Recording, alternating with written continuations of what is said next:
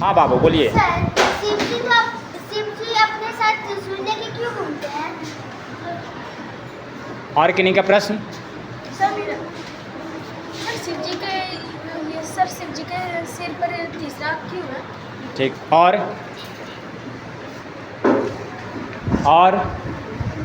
बोलिए। सर, शिव जी समुद्र मंथन क्यों किए होते हैं?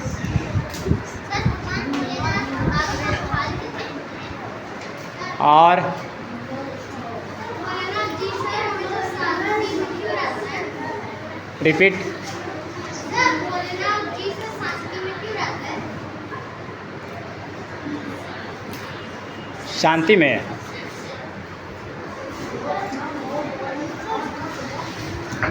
सर, गंगा मैया शिव जी के जटा में क्यों बंधे हुए हैं? ठीक।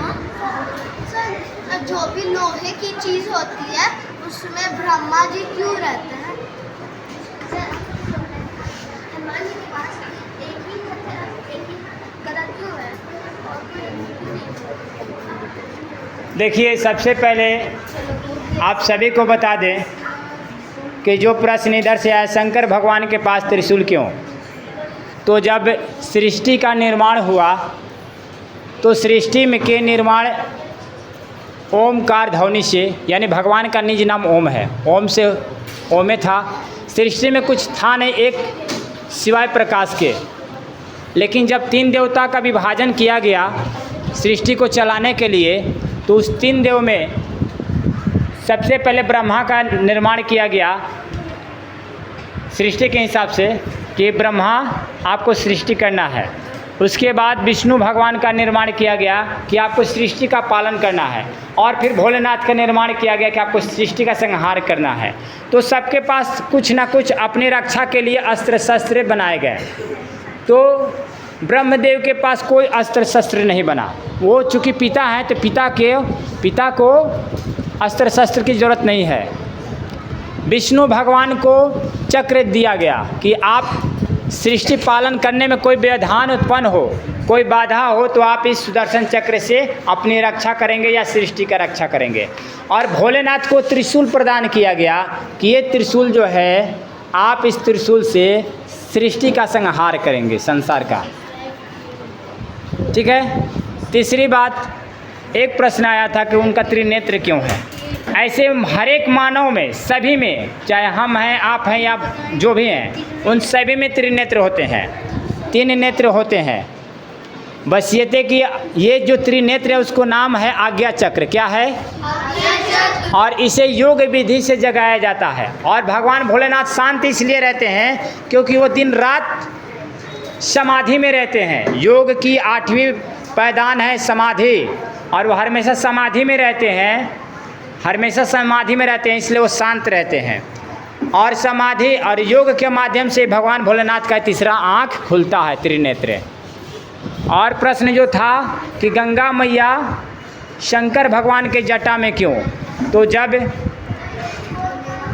भागीरथ तपस्या किया, माँ गंगा को प्रसन्न किया, माँ गंगा बोली कि भागीरथ मैं धरती पे जाऊंगा लेकिन मेरे बेटे को धारण कौन करेगा? तब भागीरथ ने भोलेनाथ की तपस्या किया और करके भोलेनाथ को बोला, हे प्रभु, जब गंगा माँ धरती पे आए तो आप उन्हें अपने मस्तक में धारण करें। और वही कारण था कि गंगा मैया भगवान शंकर के मस्तक में आज भी विराजमान है। चौथा कि ब्रह्मा लोह वस्तु में क्यों? तो ब्रह्मा लोह वस्तु नहीं, ब्रह्मा पूरे कण कण में है, क्योंकि सृष्टि में जो भी चीज़ बना हुआ है वो ब्रह्मा के द्वारा ही बना हुआ है। आपके प्रश्न का उत्तर हुआ? आप सभी समझ गए?